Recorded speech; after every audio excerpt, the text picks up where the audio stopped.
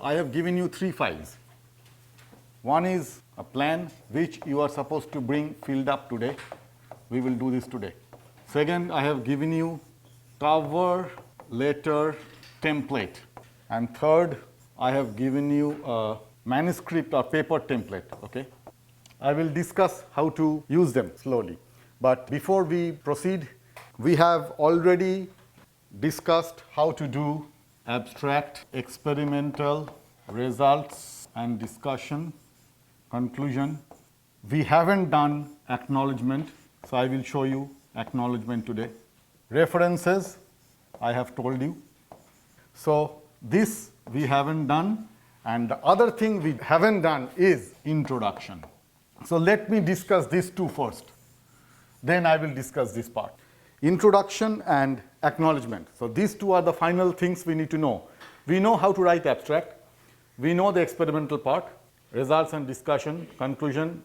We know a little bit, although it's not that easy. I will discuss more. These two we haven't discussed. So let us start with these two. First things first, you ask yourself, what is introduction, how much, and what to write, and what is the structure of a general introduction. So let me give you those answers first, which are very objective. Objective means I can give you numbers. So how long? Your question, introduction should be how long? We are discussing manuscript, paper, articles, not a review, not a thesis. We are discussing a paper. So for a paper, how long? That answer would be approximately 2 pages. Typed pages, okay, not printed.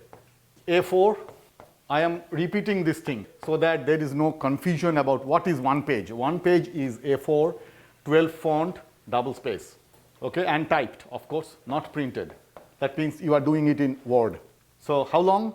Approximately 2 pages. And what should it contain? This is first question, how long? 2, content. So this is the most important thing.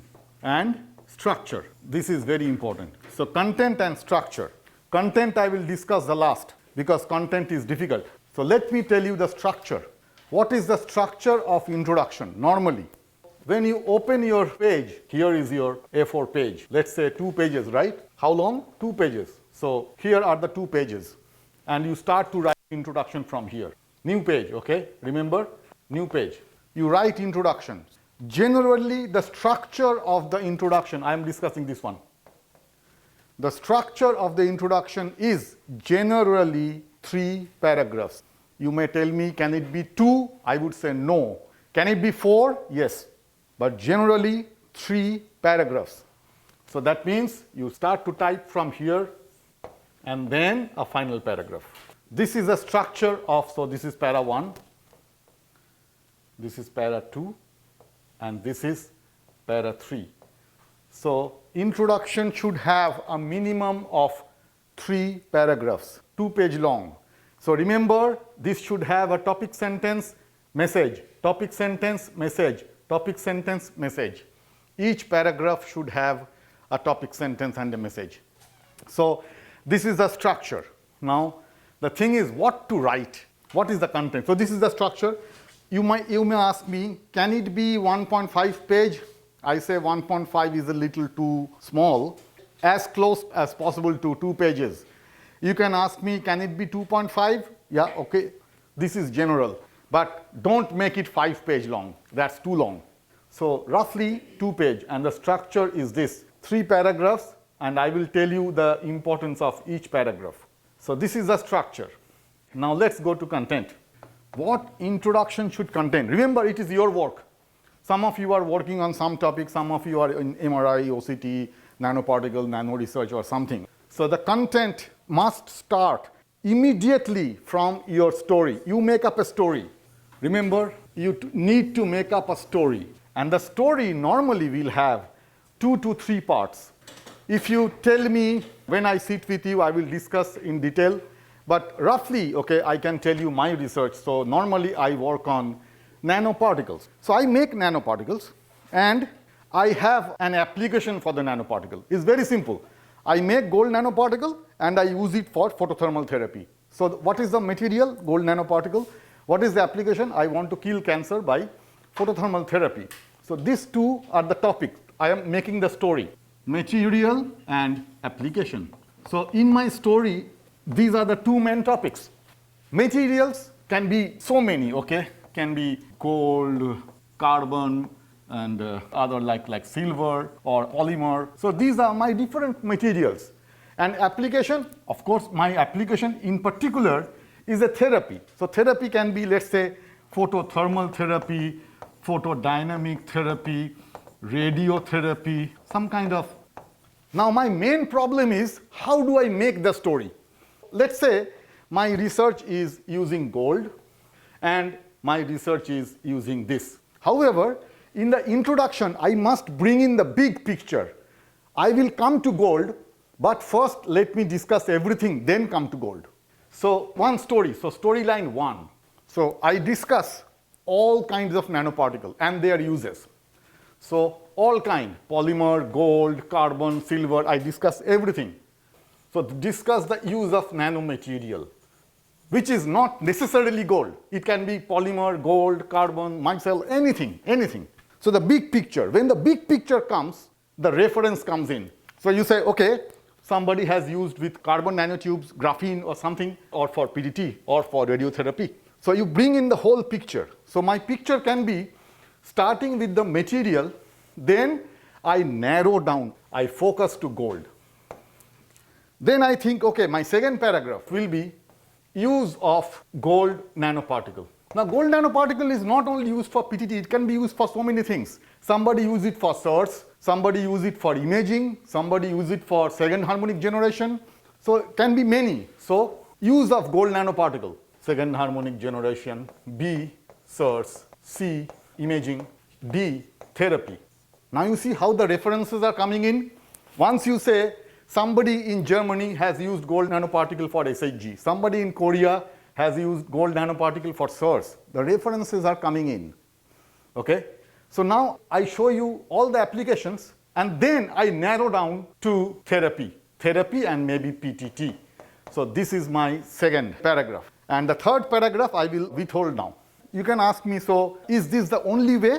I will say no, there can be a second way also. I can have a story 2. So what is the story 2? Story 2 is you start with application. What is the application? Therapy. I want to kill cancer with some kind of therapy. So start with application.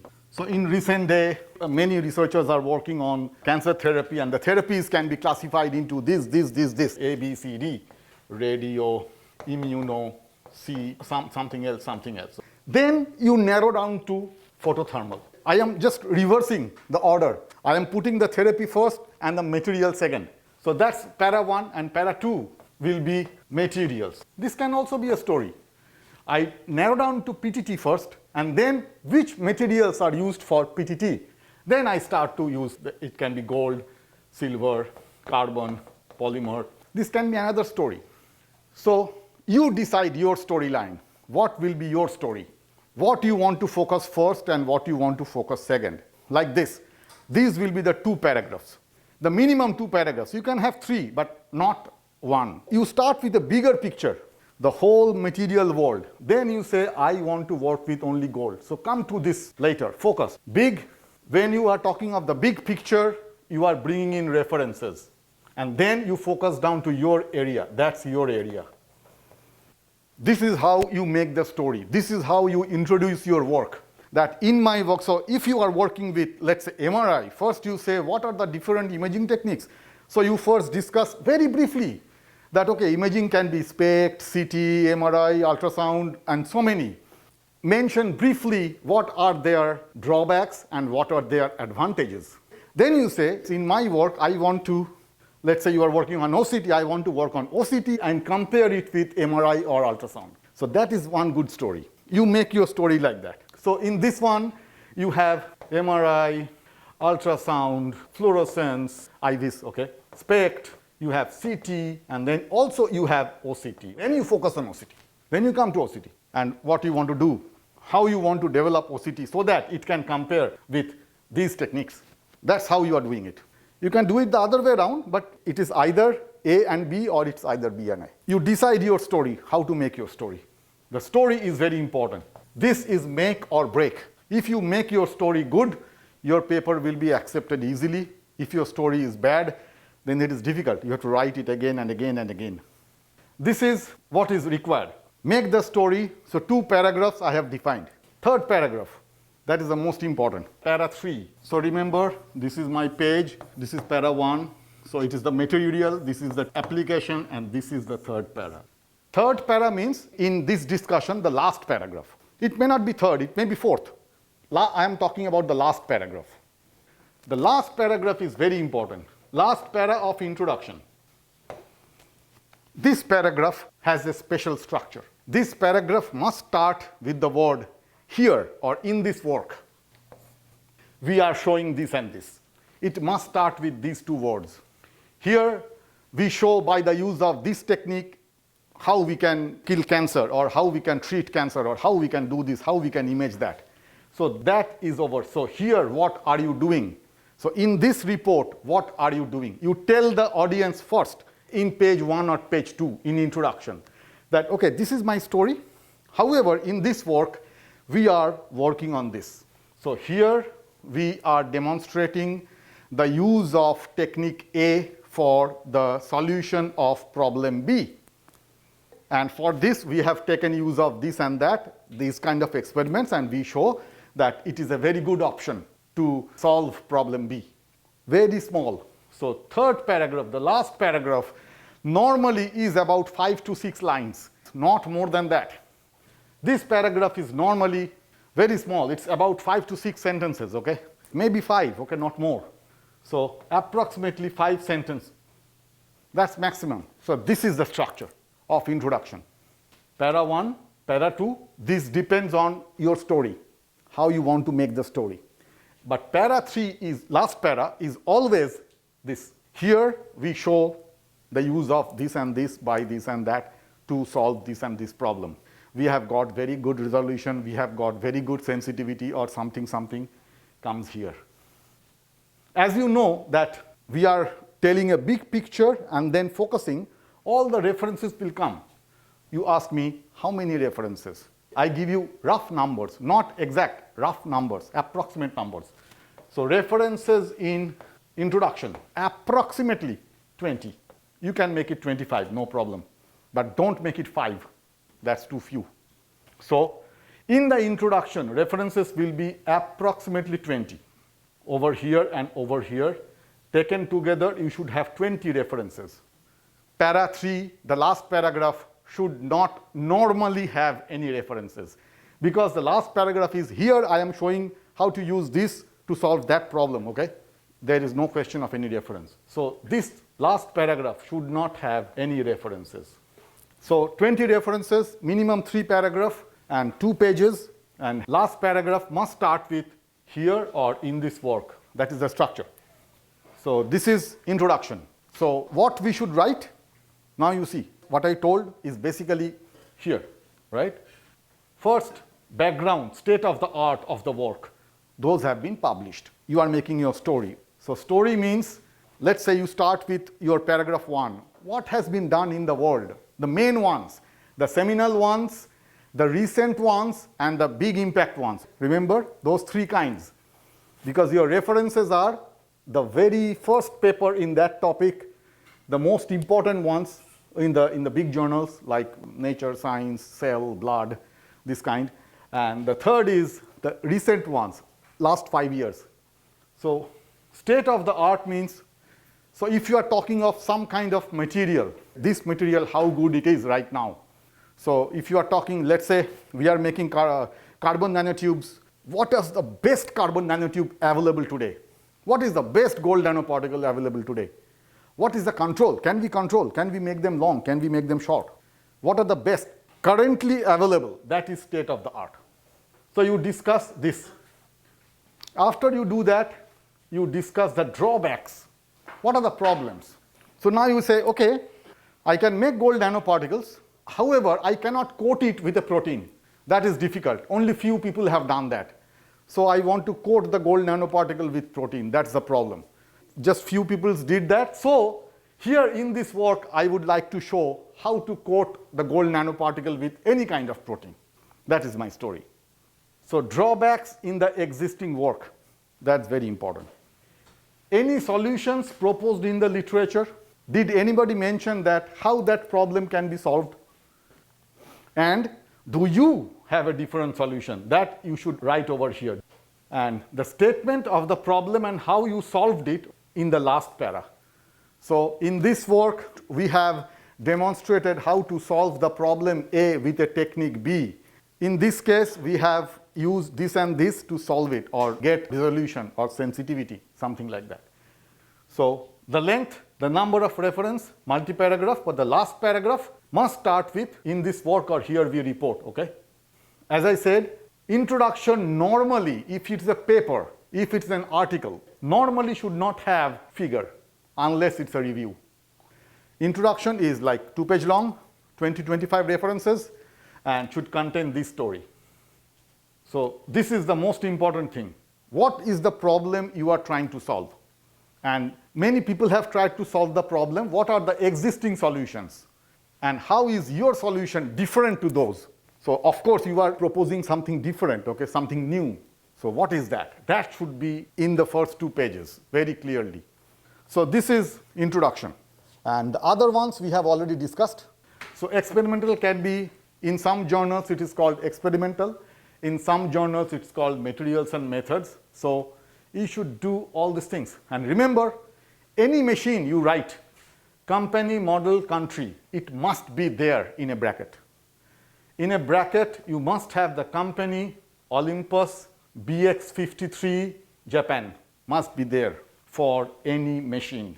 Softwares also, like version, platform, if it is available online, what is the URL? There's availability. It may contain references because remember that we have made the nanoparticles following a previous paper, so it may have references. Sometimes, depending on your work, it may or may not. Results we have discussed. So you have to start from figure 1, figure 2, figure 3, figure 4. That is the order. And when it is figure 1, it must be 1A, 1B, 1C, 1D. Now let me write down. In your structure, you are writing results, figure 1. Now figure 1 contains A, B, C, D. Let's say figure 1 looks like this, A, B, C, D. So when you put figure 1, if you put, remember, this means A, B, C, D as a whole. Then in the next line, you must have figure 1A. It must be explicit. Explicit means typed. So I don't know whether your English is right or wrong. I don't care. When the proofreader means in the journal there will be proofreader. They are checking that you have figure 1A, B, C, D. Do they appear in order? So they are looking, where is 1A? What is 1A? Here is only 1. There is no A, right? That doesn't count. They will say, oh, okay, here is figure 1A, blah, blah, blah, blah, blah. Where is figure 1B? And maybe in the next you put figure 1C. No, that's wrong. A, B, C, D must be explicit in your writing. So after 1A, I am just looking, here is 1A, so this should be 1B, should be 1C. 1A might come back, no problem. So after this, you might again have 1A, no problem. But A, then B, then C, maybe then A, and then figure 1D. This is okay. But you cannot turn it upside down. When I am reading, I must have 1A first, 1B second, 1C third, and 1D. Cannot make a mistake here. Similarly, so before you finish A, let's say you have A, B, C, D. Now here is C, right? Before discussing D, you go to figure 2. That's wrong, okay? You cannot start figure 2 until you finish that D. So finish D, then start figure 2. And again the same rule. Because as I said, I don't care about the English. I'm just looking 1A, 1B, 1C, 1D, 2, 2A, 2B, 3A. I am just looking like this. The earlier ones may come back, no problem. Figure 1B might come back after figure 3C, no problem, because it has already been mentioned, but otherwise ordered. This order is very important. So that is my result. Discussion, you are explaining the science. And when describing, again, it has to be 1A, 1B, 2A, 2B like that. But in this case, what you can do is you can club two figures. You can club these two and explain together that see, figure 1A and B shows this and this is because of that and that. That's okay. And now you are describing the signs, why.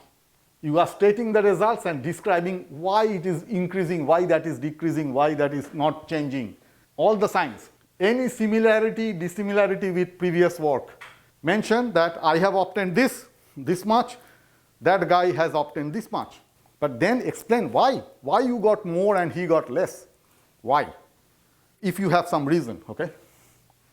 And this is, of course, multi-paragraph. If it is only discussion, it may or may not contain a figure, but generally, when we write a paper, all our figures are in the result. Sometimes we might be using an analysis in the discussion. This should be packed with science, or equations, any theories or something, packed with science.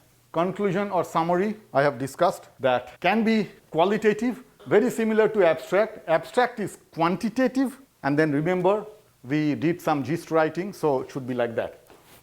Between 300 words, a little longer than abstract. No reference, no figure, no abbreviation, no acronyms, any short form, no. You have to write it long. So if you say gold nanoparticles, just write GOLDNANO, not AUNP. So if you want to write OCT, you have to write optical coherence tomography, not OCT. So no acronyms. In abstract or in conclusion, no acronyms. I guess you have slides, right? So generally, a conclusion is a single paragraph. If you ask me, can I write two? Of course you can, but generally it's a single paragraph. Now, here is acknowledgement. So this is the thing I did not tell you. Acknowledgement always appears after conclusion. Acknowledgement is a little complicated. You can acknowledge contributing people whose name didn't appear in the author list. So remember how your paper look like. The first page. So here is your title, and here are the authors, okay? So you have Aaron, you have Wayne, and you have Ken, and you have others, okay? Here is the author list. So I clearly write, acknowledge contributing people whose name didn't appear in the author list. So you cannot put Wayne in the acknowledgement, because his name is already there. So who should be acknowledged? For example, you discuss with some other professor that how it can be done. But the work or the idea he gave you is not a big enough to put his name in the author list, but even not small enough to ignore. Maybe it can be your friend. You are not understanding, or sometimes it may happen that you need to borrow a small machine for one day. So you go to somebody, okay, and say, hello, but your lab has this kind. Then he said, yeah, can I borrow it for a day? So you take it, you use it for a day, give it back, you acknowledge that. Whose name didn't appear, but only contributing people. If you meet somebody in the coffee room and say, hey, you know, I am working on this topic, and he say, yeah, that's very good. Jayo, do it. And then you come and say, oh, I acknowledge, he encouraged me. No. that's not okay. Should be contributing people. Even small, but should be contributing people. It can be your friend, it can be other professor, it can be somebody, some company people. Now come to funding sources. The research that you are doing, the salary you are getting or whatever, the money is coming from somewhere. It can be Ministry of Science and Technology, Taiwan. Now it has changed names. Now it is NSTC, National Science and Technology Commission, right? Most is now NSTC. So the funding sources can be most, can be a company. Your professor may have some company helping him. Can be an HRI, can be hospitals or something. Those are the funding sources. This is the most important. Now, when your professor has a project, it also has a number. So you have to ask the number from your professor. What is the number of the project? For example, so this is how you should write it. The authors acknowledge financial support or funding from the Ministry of Science and Technology. You see, 2 commas, okay? Taiwan, under grant number. Now here is the number. This number you need to know from your professors. And the authors acknowledge support from Taipei Veterans General Hospital, PET Center, and the technicians for some imaging services. These guys did not appear in the author list. That's why we put them. Some company may have given you a machine, okay? Here is the microscope, please try it. And you tried it. Acknowledge them. the authors acknowledge Olympus or some company for providing a microscope. So this is how you write acknowledgement. Generally, very short, a single paragraph. So something like that. If your paper contains 2 or more corresponding authors, normally when we write a paper, if it is not a very big work, normally your professor is the only corresponding author. But sometimes there can be 2 or more. In that case, the second corresponding author may also have similar grants, so you should also use those. So be very careful, okay? This is very important. Currently, when you want to submit a paper, they will ask you, who is the funding source? Then you say most. Then they will ask, what is the number? Then you have to give this number. If more than one number, give more than one number. In your thesis is a little bit longer and easier, because in your thesis you are mostly acknowledging your friends, your lab, your professor. Of course, you need to do this also. So in your thesis, it will be a little longer. If it's a thesis, it is still a single paragraph, but nearly 1 page long. This is just like 3 lines, okay, 1, 2, 3. But if it's a thesis and you are writing the acknowledgement, that's nearly 1 page. So for a thesis and you are writing acknowledgements, it's 1 page, but a single paragraph. You can make it 2 paragraphs, but normally it's like this. But for a paper, the acknowledgement is, for a thesis, this acknowledgement appears maybe page 2 or page 3 in the beginning. For a thesis, this acknowledgement appears at the front. For a paper, it appears before references, okay? So you finish and then here is conclusion. Here is acknowledgement. You write acknowledgement, very small. And then the next page, reference start. Why I am drawing this thing? I am trying to put this image in your brain, how it should look like, the file. Conclusion, acknowledgement, then is the reference. Then you have 1, 2, 3. Right? Question? Aaron? So you say we need 1 page for acknowledgement. So what else we can put? Oh, you first acknowledge your professor, then you can acknowledge your old school, then you can acknowledge your parents, then your friends. Okay, you can. So we need to acknowledgement professor in the thesis? Oh, of course. In the thesis, yes, but in the paper, no, because his name is already there, right? In case, I don't know how many of you are going to write thesis and how many of you are going to write paper. Sometimes the journal will ask you author contribution, who did what, because in the author list you have Aaron, Wayne, Ken, and XYZ. So what did Aaron do, what did Wayne do, what in this work, what did they do? So you have to write. And you cannot write that, okay, he did that experiment. No, they have particular terms. These journals have particular terms, you see. Conceived and designed the experiments. The journal has this. Performed the experiments, analyzed the data, assisted in some experiment or assisted in MRI, supervised, wrote the manuscript, something like that. So this is called author contribution. So who did what?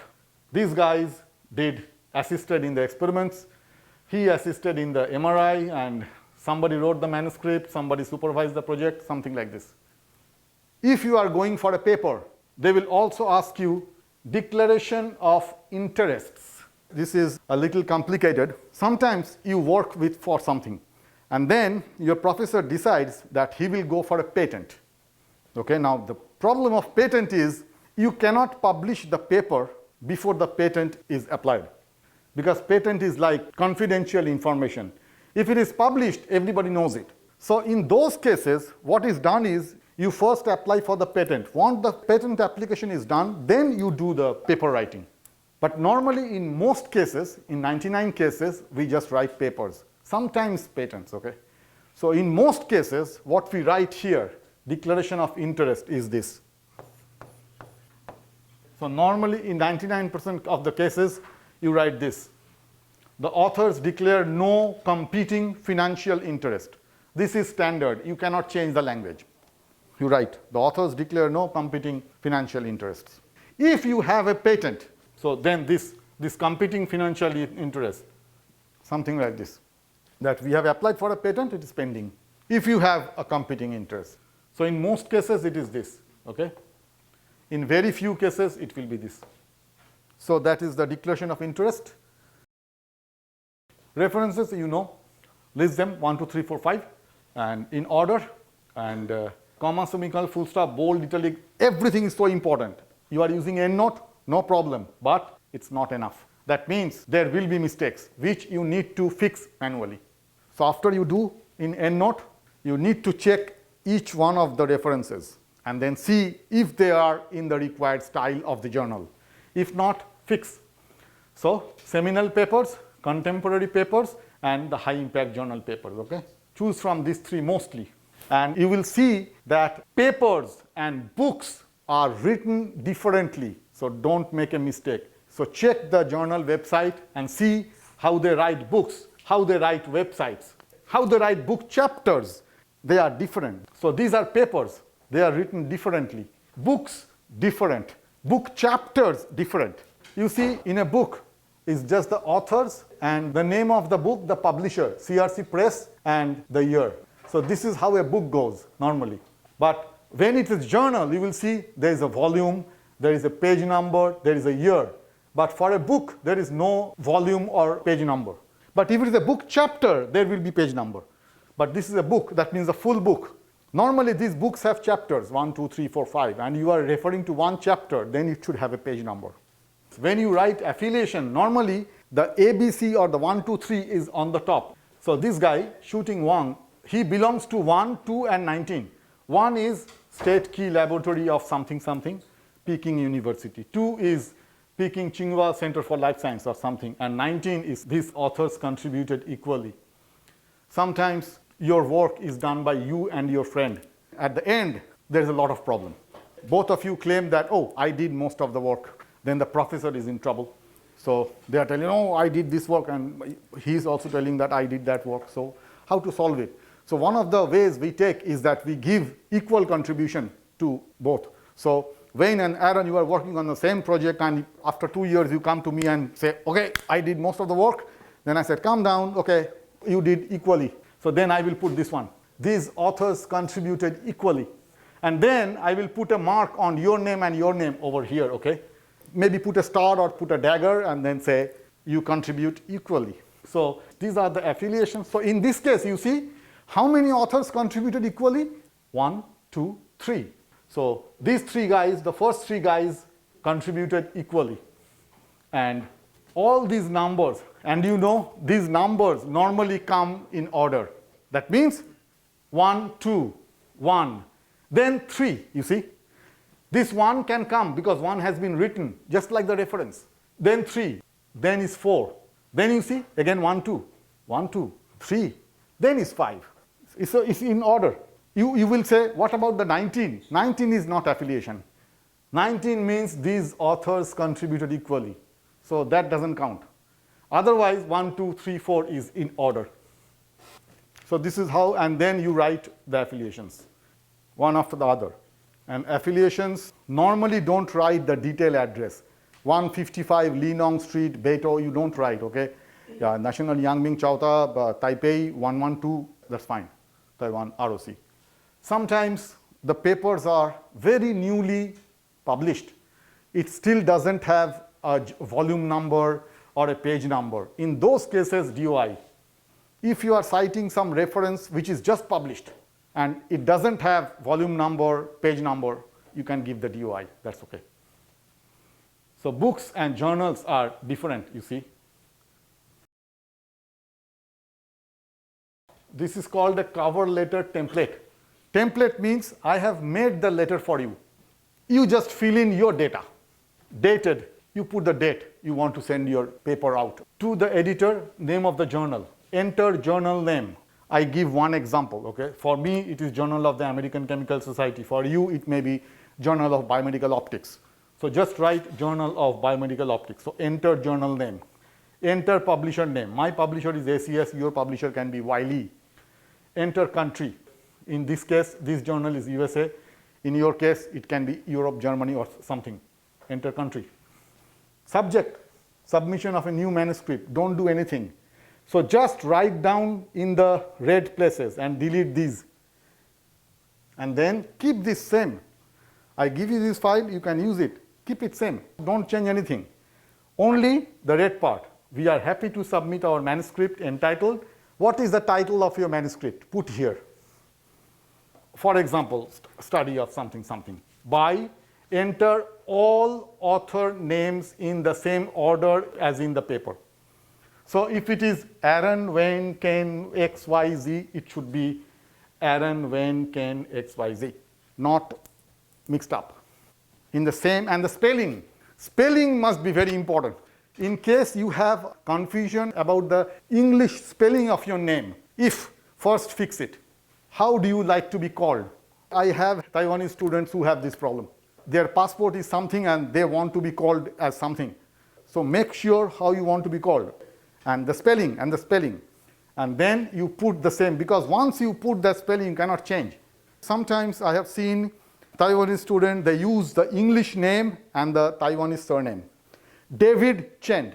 Then later, they go to show the paper to the company I have published. And say, you are not David, you are Huiming or something. Yeah, but that's me. No, you are not. So be careful how to choose your name.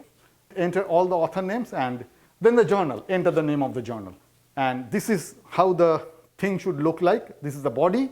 Enter the main points of your paper and what is new in your paper. This cover letter is like selling your story. You have to convince the journal to accept your paper, right?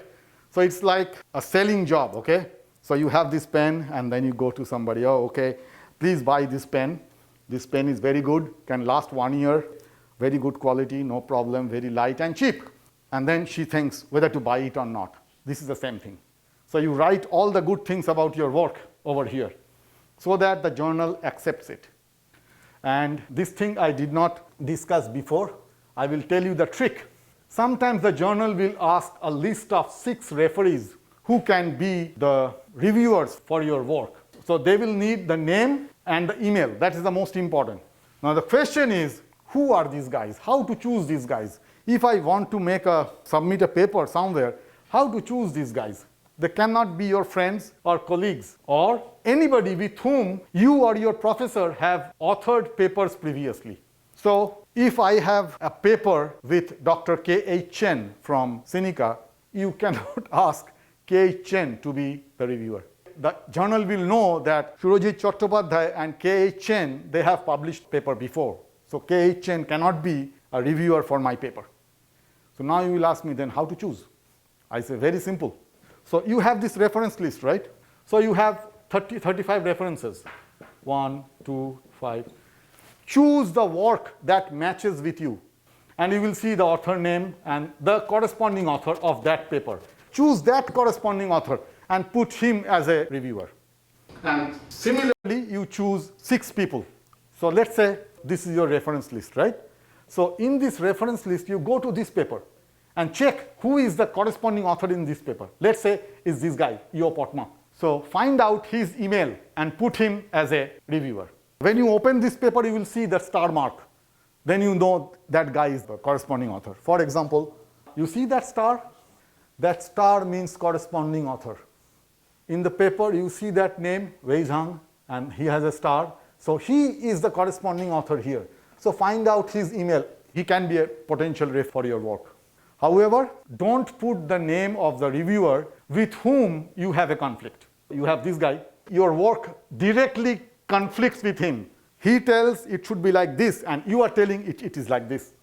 So you are fighting with each other. Don't put him as a reviewer. Your paper will be in trouble. Choose those papers that you have praised. You praise that guy and you put that guy.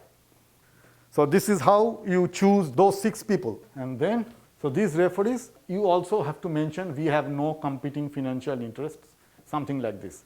And this whole letter should not be written by you, but your professor, okay? But you can type it and then put your corresponding author's name. So this is how it goes.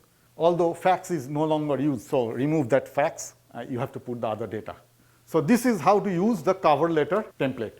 Similarly, I have also given you paper template, okay? That's the file you need to use for the project from next week. That's the file you will use for the project. You need to use this file, no other file. You have to use this file. Even if you have any other Word file, I don't care. You need to use this one. So open this. Here you need to write your title. 14 font size and centered. that is the line, author, okay? Author 12 centered, and mark corresponding author. So you can say Wayne, Aaron, blah, blah, blah. Then you put a star mark or a dagger mark, and then you say that is the corresponding author. Then the affiliation, as you can see, is this one. This affiliation is this, italics. Affiliation is 12 font, centered, italics. So these affiliations can be 1, can be 2, can be 3, can be as many. If some of your colleagues are coming from Europe or somebody, so you can have 4 or 5 affiliations. Each affiliation should be marked with a number or ABCD. So Aaron is coming from number 1, Wayne is coming from number 2, Ken is coming from number 3, or ABCD, A, B, C, like that. And the affiliation, how to write, is like this. So it's either department, institute, or center. So for example, Department of Biomedical Optics, Department of Biomedical Engineering, National Yangming Chauta, or it can be a company, then Taipei 112, Taiwan ROC. When you have this A, then you need to put A is this, B is that, C is that. If A is a superscript, then it is like this. A, Institute of Biophotonics, NYCU, Taipei 112, Taiwan. No acronyms, I am just writing here in the board. B can be Center for Condensed Matter Sciences, NTU, Taipei 106, Taiwan. If it is superscript, it is superscript. Sometimes it is not. Sometimes they will put as 3. Okay? In that case, it is like this. The way it is here should be here. Keywords. Some journals may ask you for keywords. If required, 5 keywords. And mention corresponding author's email here. So remember, the last guy, XYZ, he has a star on his name. That star must come here. Here. So let's say you are in page 1, the title page. So here is my title, my authors, my affiliations, and here are keywords, 1, 2, and then put a star. The same mark that you put here, this star. In case you did not put star, but you put a dagger, dagger means this sign, you put a dagger there. And you say corresponding author. Corresponding author and his email, okay? So my email is sur@nycu.edu, whatever. That should be here. This is page 1. Nothing else. If you finish this at the middle of the page, that's okay. Go to next page. So that's end of page 1. No other information in page 1. Abstract. In a separate page, preferably page 2. So abstract should start from page 2. And what do you want to have in abstract? Important results, quantitative, not qualitative. Conclusion is more qualitative. This one is quantitative. Include a subject of study, experimental technique used, best results. Because you only have a few words, like 150 or 200. You cannot put all the result.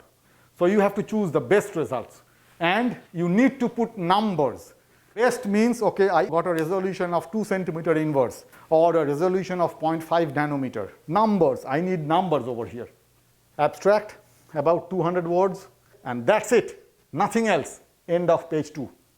And these I have used Times New Roman and font size 12. So when you write, it must be Times New Roman and font size 12. Don't play with the font and size. Don't play. Only the title is Times New Roman 14. Otherwise, everything is Times New Roman 12, and if you go here, you will see it is double spaced. It is double spaced. You see? It must be this one. That's end of page 2. Now, it's pretty simple. Remember, introduction, we start from a new page. What does it contain? I have discussed. Background of the work, what was lacking, your motivation and how you solve the problem, and end with a brief description of what you are going to present. This is the paragraph 3. Here in this work, or here, we want to do this. That's the last paragraph of the introduction. From introduction, it is continuous. For experimental, no need to go to a new page, just continue. Results, and you know what to write in results. Put the figures in order, figure 1, figure 2, write the captions, put in the tables, whatever. Then discussion. Each paragraph start with an interesting opening line, topic sentence from the results starting with figure 1, okay? Figure 1, figure 2, figure 3. Each paragraph should have a topic sentence and a message. Conclusion, I have told you what to do, can be a little longer than abstracts, and no reference, no acronyms. Acknowledgements, like I said, acknowledge funding sources, acknowledge co-authors, co-workers or professors who have helped but whose names does not appear in the author list. That's the most important. That is the end of the text pages. Then again, that's a new page, references. Then you put the references 1, 2, 3, 4, 5, 6, 7. Now, if you have table, one table per page, table, new page, okay? New page. Previously, some journals require the figure captions to be written in a separate page, but normally now that rule is gone. So I can put the figures in separate pages, like figure 1. Then I put the figure and write the caption. I can do like this. After I finish my manuscript or whatever, thesis or whatever, after I finish, then let's say here is my figure 1 and here is my caption. Next page, figure 2, caption. This can be done, no problem, or you can embed this figure in the text. So instead of waiting for the end of the file, you can go to here. You can put the figure here and write the caption. That's also okay. So two ways, either embed in the result or put it at the end of the file.